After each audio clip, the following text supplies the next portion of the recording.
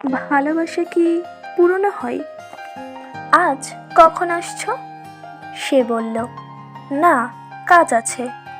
আমি বললাম, আগে তো আমাকে ছুটি হওয়ার আগেই নিতে আসতে, আর এখন? প্রত্যুত্তরে সে বলল, প্রথম প্রথম প্রেমে একটু পাগলামো করতেই হয়, না হলে কি তোমায় পেতাম? আমি বললাম, তা বলে আজকের দিনটা ভুলে যাবে? একটা বছর হতে না হতেই আমি পুরনো হয়ে গেছি, বলো?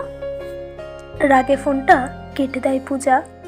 হসপিটাল ডে শিফট করে বেরিয়ে অটো ধরতে যাবে সেই মুহূর্তে ফোন বেজে ওঠে।